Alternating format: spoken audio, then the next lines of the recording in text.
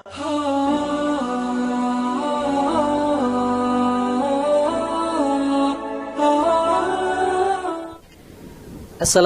warahmatullahi wabarakatuh. Alhamdulillahi rabbil alamin. Wabihi nasta'in ala umuri dunya waddin. Wassalatu wassalamu ala ashrafil anbiya'i wal mursalin nabiyina Muhammadin wa ala alihi wa sahbihi ajma'in. Asyhadu an la ilaha illallah waliyus salihin wa asyhadu anna Muhammadan abduhu wa rasuluh arsalahu Allahu rahmatan lil alamin. Ma'asyiral muslimin wal muslimat rahimakumullah. Usikum wa nafsi bitaqwallahi faqad fazal muttaqun. Ya ayyuhalladzina amanu taqullaha haqqa tuqatih wa la tamutunna illa wa antum muslimun. Qala Allah Ta'ala fi kitabihil karim.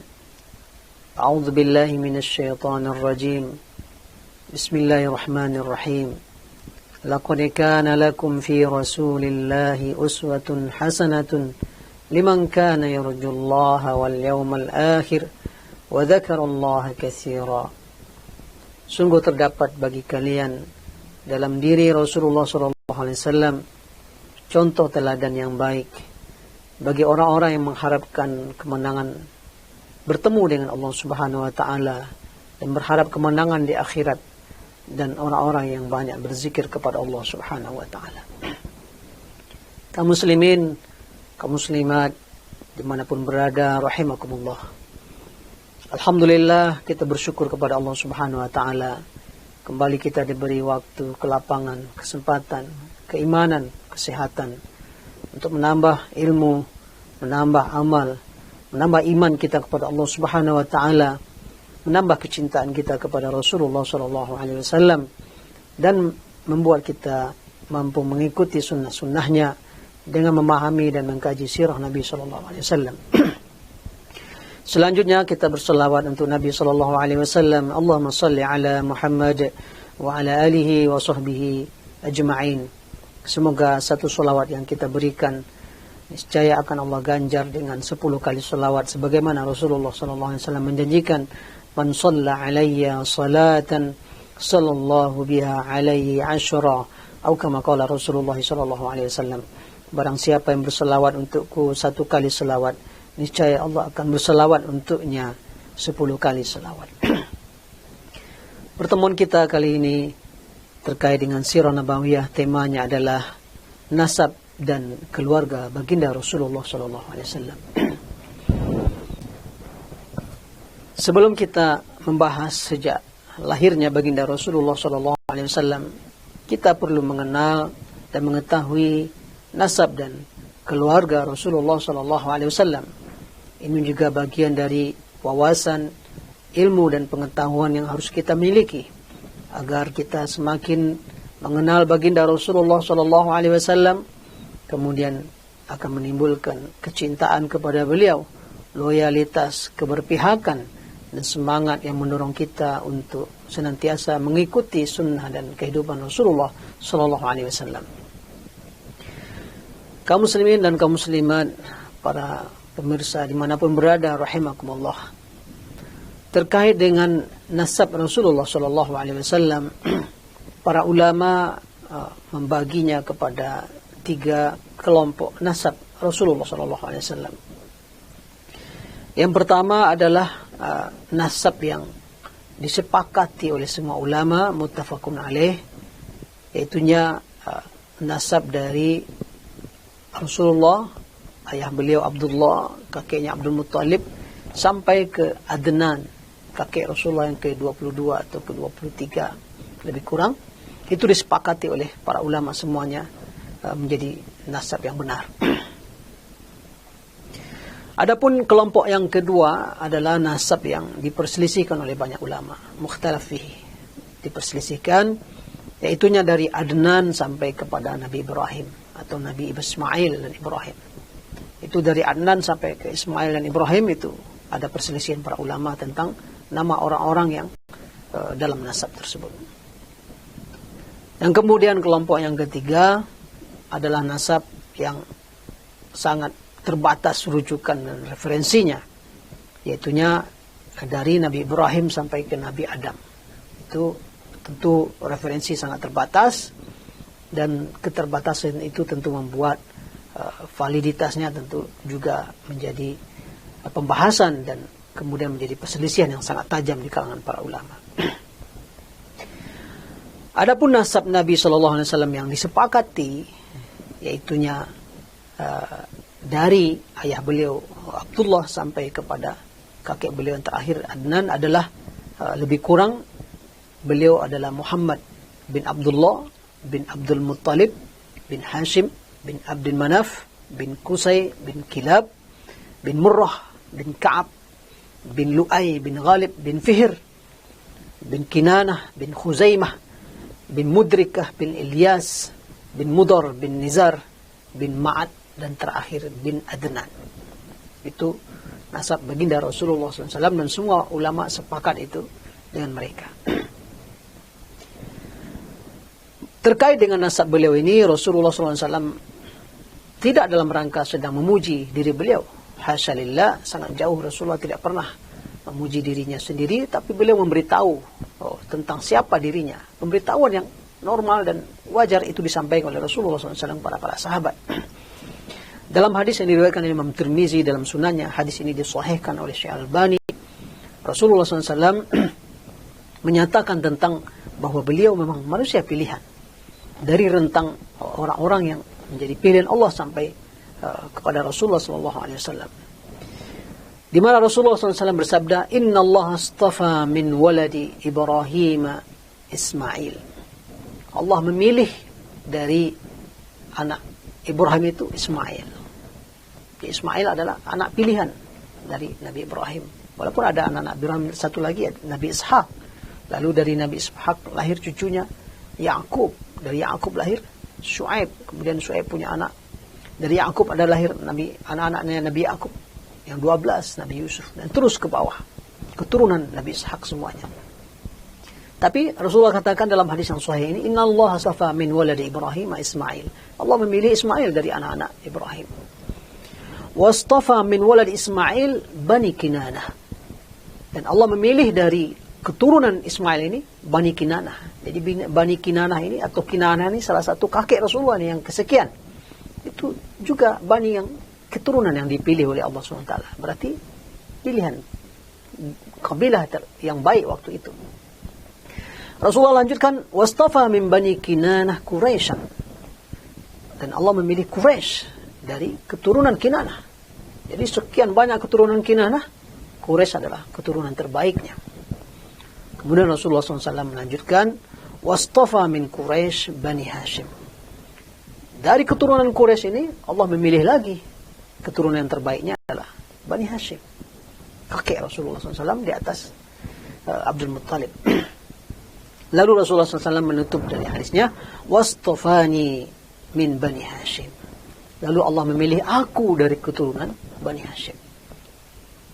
Maka dengan begini, kaum muslimin dan kaum muslimat, Rasul kita yang mulia, baginda Nabi Muhammad SAW, adalah pilihan dari pilihan. Dia pilihan dari keturunan Quraisy. Quraisy ini pilihan dari keturunan Kinanah. Kinanah ini keturunan dari pilihan dari keturunan Ismail, dan Ismail adalah pilihan dari keturunan Ibrahim. Jadi pilihan dari pilihan dari pilihan dari pilihan. Ini menunjukkan betapa nasab Nabi SAW juga nasab yang sangat mulia. Dia adalah keturunan kesekian dari pilihan demi pilihan yang Allah pilih, dan Rasulullah SAW yang menyampaikan itu. Nah, sedikit kita berkenalan dengan kakek Nabi SAW. Kita tidak saja mengenal nasabnya tadi yang 22 atau 20-an, lebih kurang yang muttafaqun alaih. Lalu ada nasab yang mukhtalaf fihi, yang diperselisihkan oleh para ulama dari Adnan sampai Ismail dan Ibrahim. Lalu nasabnya dari Ibrahim ke atas itu sangat terbatas sekali referensi dan rujukannya. Kita juga mesti berkenalan dengan kakek atau kakek buyut Nabi SAW. Yang pertama kita mengenal dulu Hashim, yang merupakan tadi Bani Hashim menjadi pilihan di antara keturunan Quraisy. Maka Hashim adalah pilihan. Hashim sendiri adalah ayah dari Abdul Muttalib. Beliau ini adalah pemimpin kota Mekah. Dan dia pengendali Zamzam. Dia yang memiliki kekuasaan mengendalikan air Zamzam, dan dia memberi minum para orang-orang yang datang berhaji ke kota Mekah. Dan dia juga yang memberi makan jemaah haji. Jadi memang sudah menjadi pemimpin dan penguasa kota Mekah. Dia seorang yang kaya, tentu dengan bisnis yang dimilikinya, dan dia juga seorang yang terpandang. Hasyimlah yang pertama kali mencetuskan perjalanan bisnis bangsa Quraisy, ya. Perjalanan bisnis musim panas dan perjalanan bisnis musim dingin. Hasyimlah yang pertama kali mencetuskan itu. Dalam sebuah perjalanan bisnis beliau ke utara, ke negeri Syam, Hasyim ini pernah mampir di Madinah, ya, mampir di Madinah dan menikah dengan seorang wanita yang bernama Salma, ya. Menikah dengan seorang wanita bernama Salma. Dari Salma inilah lahir Abdul Muttalib. Nah, jadi anaknya Abdul Muttalib sebenarnya keturunan Madinah, bukan keturunan Mekah. Tapi karena bangsa Arab dan juga dalam Islam, anak itu mengikut ayah, bukan mengikut ibu. Maka Abdul Muttalib adalah anak dari Hasyim, walaupun ibunya adalah orang asli Madinah. Nah, jadi dalam perjalanan bisnisnya, Hasyim ini mampir ke Madinah dan menikah dengan seorang wanita mulia bernama Salma. Dari Salma lah yang kemudian lahir Abdul Muttalib. Dan Abdul Muttalib nanti besarnya, tumbuhnya, lamanya di Madinah. Baru kemudian datang dibawa ke Mekah. Hasyim ini wafat di Gaza, di Palestina. Lalu ketika dia wafat, sementara adiknya yang memimpin sementara kota Mekah. Tapi karena dia punya anak di Madinah, dijemput oleh keluarga Hasyim semuanya. Inilah dia yang Abdul Muttalib dijemput dan dibawa dan kemudian pindah ke Mekah dan diizinkan oleh keluarga ibunya semuanya, karena dia akan menjadi seorang tokoh terhormat, melanjutkan kepemimpinan sang ayah di kota Mekah. Itu Hasyim, seorang yang terpandang, terhormat, dermawan, dan diantara kebiasaannya adalah memberi minum dan memberi makan jemaah haji yang hadir ke Mekah. Kemudian Abdul Muttalib. Abdul Muttalib adalah anak dari Hasyim, dari ibunya Salma. Ketika Hasyim wafat, yang memimpin kota Mekah sementara adalah Naufal, adiknya Hasyim. Itu artinya dia paman dari Abdul Muttalib. Tapi ketika Abdul Muttalib sudah pindah ke Mekah, dibawa, dijemput, kemudian kepemimpinan diserahkan kepada Abdul Muttalib. Ketika masa Abdul Muttalib, dan sudah lama sebelum Abdul Muttalib menjadi pemimpin kota Mekah, sumur Zamzam itu sudah lama hilang. Ya, walaupun ayahnya dulu pemberi minum, tidak saja dari sumbernya air Zamzam. Jadi air Zamzam sudah lama, di mana sumurnya nggak ketemu. Maka suatu hari Abdul Muttalib ini mendapatkan dalam mimpinya, dapat petunjuk di mana itu sumur itu. Lalu dia gali sendiri posisi itu, sampai kemudian akhirnya dia bertemu mata air Zamzam. Bahkan dia juga mendapatkan beberapa harta di dalam sumur tersebut. Ada pedang, ya, ada alat-alat pertempuran, itu harta-harta terkumpul, dan kemudian karena dia yang menemukan, menjadi milik Abdul Muttalib, tapi semua dia gunakan untuk merapikan atau merehab Ka'bah. Karena Abdul Muttalib menemukan sumur Zamzam, maka kemudian dia menjadi pemegang, pengendali sumur Zamzam, karena dia menemukan kembali. Karena dia diberi mimpi, sehingga dia mendapatkan kekhususan, mendapatkan kembali dan menemukan kembali air Zamzam yang sudah lama hilang. Nah, Abdul Muttalib juga pernah bernazar, ya, ketika dia semakin berumur, dia pernah bernazar kalau dia dapat anak laki-laki sampai 10, maka dia akan sembelih anaknya itu.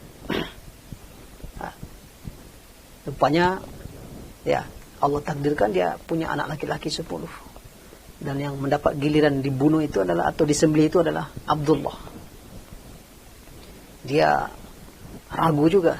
Ini salah satu anak yang paling dia cintai. Secara tampang, penampilan juga seorang anak yang baik, pemuda yang tampan. Tapi dia sudah bernazar, ini bagaimana ini? Dia sudah bernazar akan menyembelih satu anaknya. Akhirnya waktu itu Abdul Muttalib pergi ke seorang perempuan tukang tenung, minta petunjuk ini apa solusinya. Maka waktu itu dia diberi arahan atau petunjuk, nasihat agar mengundi anaknya dengan 10 ekor onta. Ya, biasa bangsa Arab sejak dahulu mengundi ini biasa. Ini bukan berjudi. Dulu ketika Maryam lahir, ibunda Maryam, ya, ibunya Nabi Isa, siapa yang akan menjadi kafil, ya, menanggung, merawat dan mendidik Maryam ini? Berebut itu orang-orang ketika itu, karena ayahnya Maryam kan wafat sebelum Maryam lahir. Ya, Imran wafat sebelum Maryam lahir. Maka ketika dia lahir, dia wanita yang yatim, ayahnya tidak ada. Akhirnya nanti dipelihara oleh Zakaria, pamannya, karena istri Nabi Zakaria beradik kakak dengan istrinya Imran. Maka sebelum siapa yang akan memelihara Maryam ini, mereka mengundi dulu pakai kayu, ada kalam untuk mengundi. Idh yulquna wa ma kunta ladaihim idh yulquna aqlamahum ayyuhum yakfulu Maryam. Dalam surah Al-Imran Allah berkata kepada Nabi Muhammad, wahai Muhammad, ini cerita-cerita ini kami ceritakan kepada engkau nggak pernah tahu, engkau nggak pernah hadir ketika mereka melemparkan pena-pena mereka untuk mengundi siapa yang akan memelihara dan merawat Maryam. Ini sudah biasa.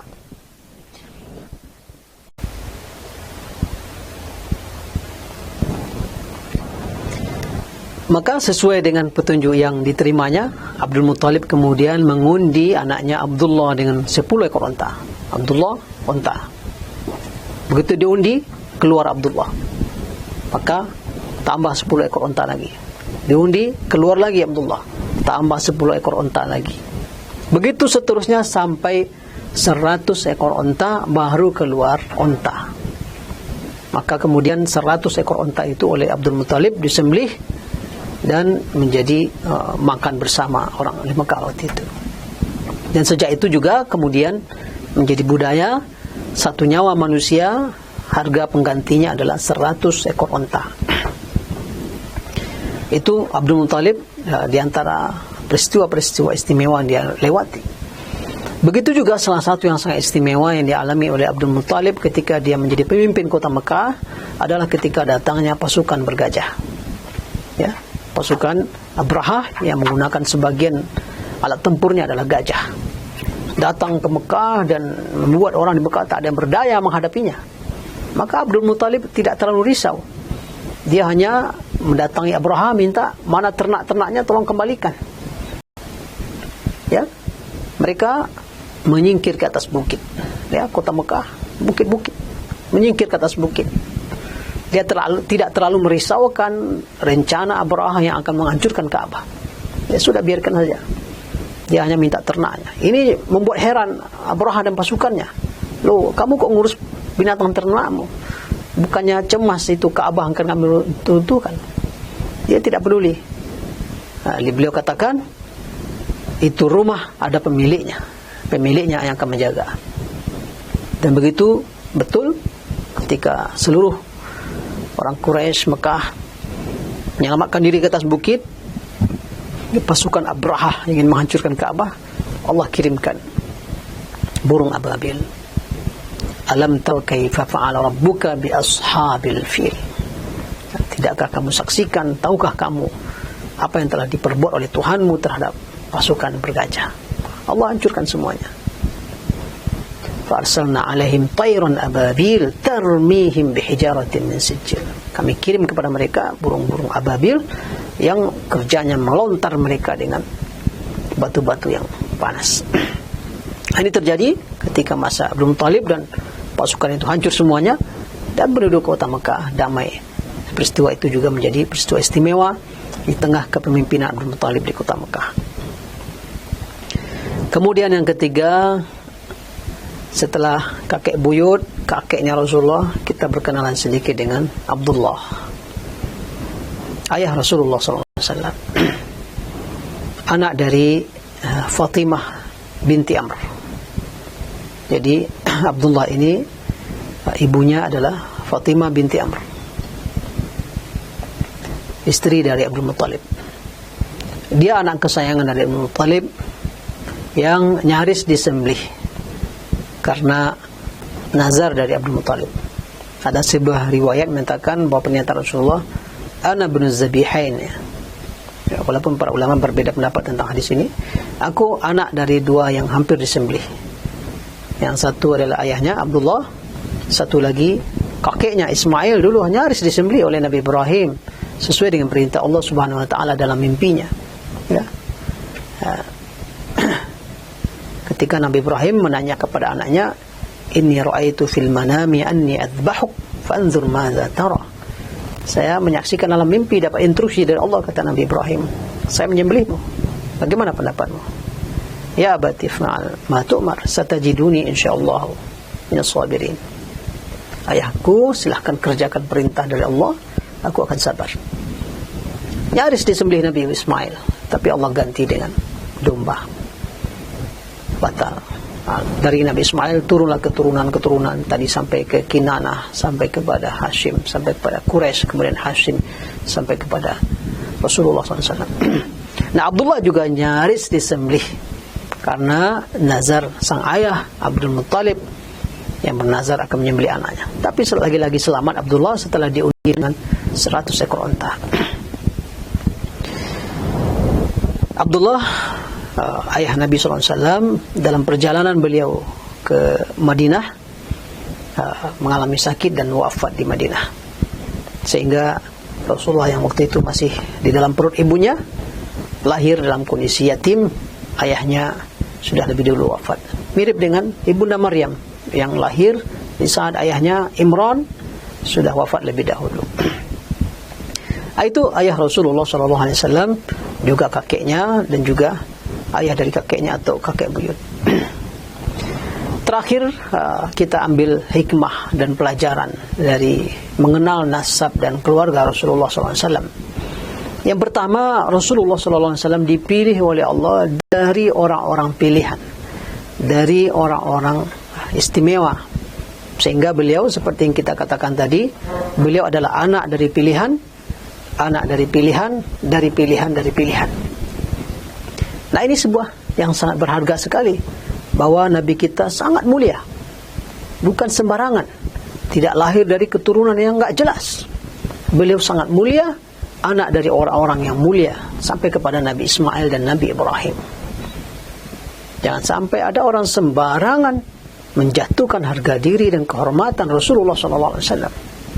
Itu adalah perbuatan yang sangat besar dosanya, dan dalam Islam sangat berat hukumannya.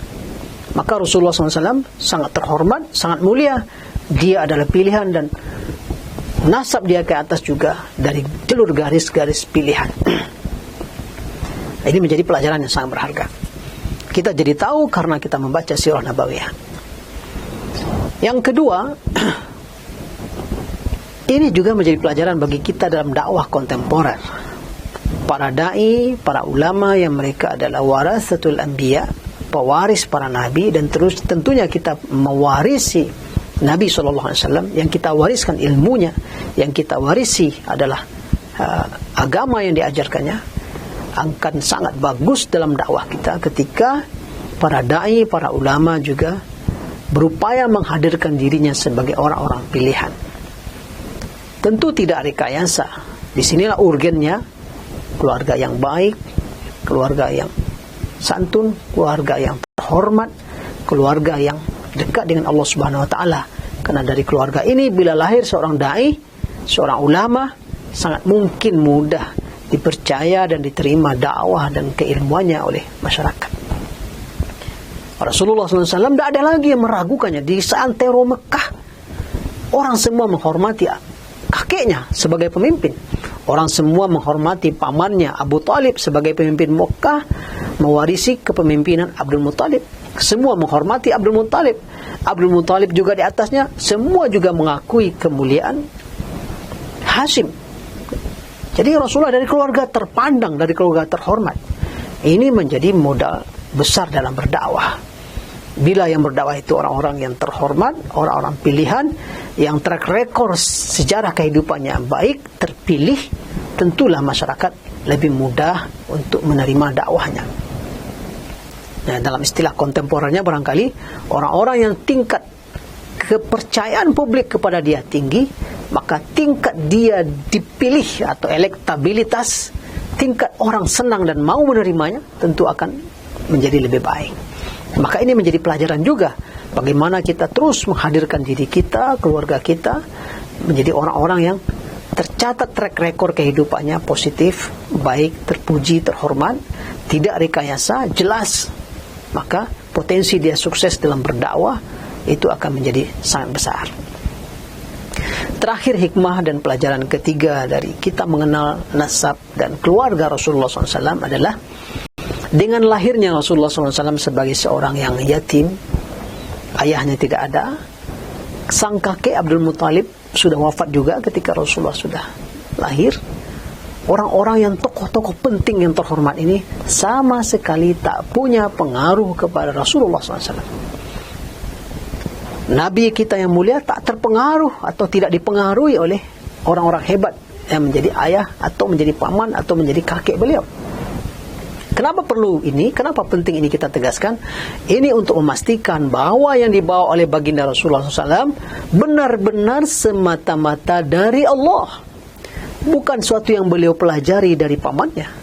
Bahkan pamannya beliau Abu Thalib sendiri sampai meninggal dunia mati dalam keadaan kafir. Ini juga sudah hikmah dan takdir dari Allah. Salah satu hikmahnya mempertegas bahwa Nabi membawa risalah betul-betul dari Allah, bukan pesan dari pamannya, bukan sesuatu yang diajarkan oleh pamannya kepada beliau. Juga tidak pernah dapat pengajaran dari sang kakek, karena kakek sudah mati duluan sebelum Rasulullah lahir. Artinya Rasulullah lahir dalam keadaan yatim, ayah tidak ada, pamannya juga kafir, kakek sudah tidak ada.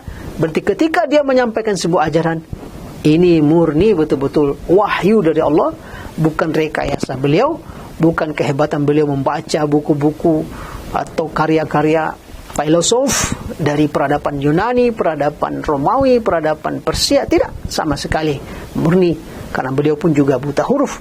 Lalu kalau tiba-tiba menyampaikan wahyu, menyampaikan ajaran yang mulia, yang begitu rupa, berarti memang betul-betul apa yang disampaikan oleh Nabi Muhammad SAW berasal dari Allah Subhanahu Wa Taala. Jadi hikmah di balik beliau lahir dalam keadaan yatim, wafat ayahnya sebelum beliau lahir, kemudian kakeknya juga sudah wafat ketika beliau masih sangat kecil, pamannya kemudian sampai mati pun sudah tetap mati dalam keadaan kafir. Berarti tidak ada satupun orang yang mempengaruhi Rasulullah SAW. Ini di antara hikmah yang bisa kita ambil dari mengenal nasab dan keluarga Rasulullah SAW. Semoga ini menimbulkan bertambahnya cinta kita kepada beliau, menambahkan loyalitas dan keberpihakan kita kepada Rasulullah SAW, yang kemudian mengantarkan kita untuk terus melakukan, meniru dan mengikuti sunnah-sunnah Nabi SAW. Demikian barangkali yang bisa kita sampaikan. Aku qouli hadza wa astaghfirullah li wa lakum wa lisairil muslimin wal muslimat wal mu'minina wal mu'minat fastaghfiruh innahu huwal ghafurur rahim. Wallahu a'la wa a'lam bissawab. Wassalamu alaikum warahmatullahi wabarakatuh. Yuk dukung program dakwah Islam di Radio SIP FM. Salurkan donasi Anda melalui rekening BNI Syariah 12300002112 atas nama PT Radio Suara Indah Pesona Prima.